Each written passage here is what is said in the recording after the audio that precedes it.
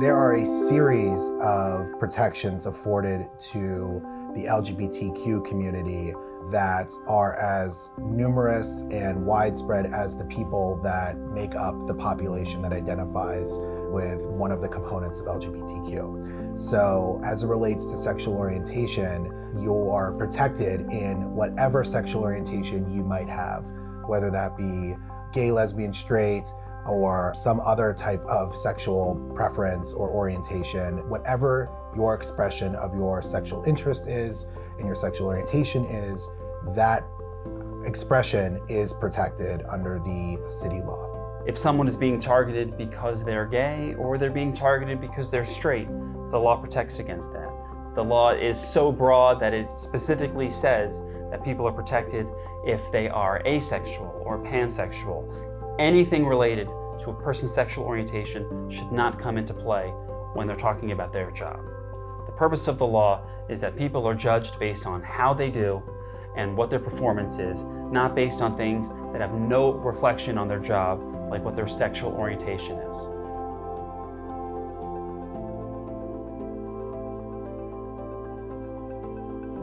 Like sexual orientation, gender identity also is protected, whatever form of gender identity you might have, whether it be binary or non-binary, and any of the myriad forms of non-binary gender expression. All of those expressions are protected, and as an employee, your employer is supposed to take efforts to ensure that your workplace is free from discrimination on the basis of your gender identity.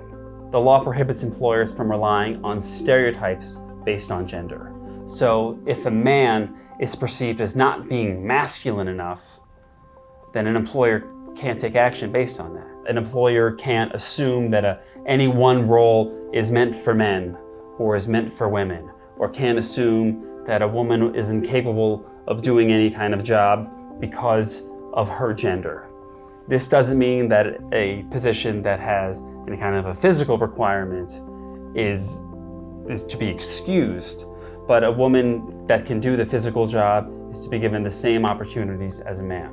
An employer in New York City can have different grooming standards for men versus women. So you can't have, well, the women have to wear this and the men have to wear this. You can have standards, but they have to apply to everyone equally. The law is, in New York City, guarantees that people are going to be held on the same standard no matter what their gender or their sex is.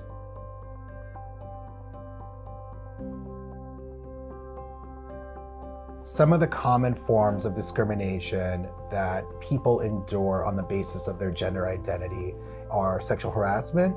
We see unwelcome jokes, unwelcome invasive questions. We also see employers refuse single gender facilities that most closely align with their gender identity or expression. And we also see employers fail or refuse to use pronouns that they have requested that their employer use for them in their workplace.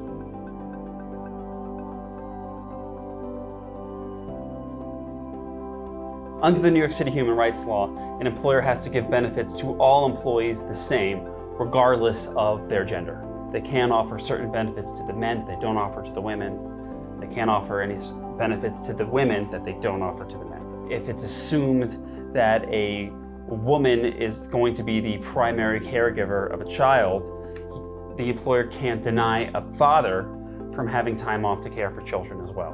The employer has to treat everyone the same, regardless of their gender, when it comes to benefits or parental leave. So if you think that you've been treated differently because of your gender identity or sexual orientation, you should speak with experienced employment attorneys to find out if the law can help you.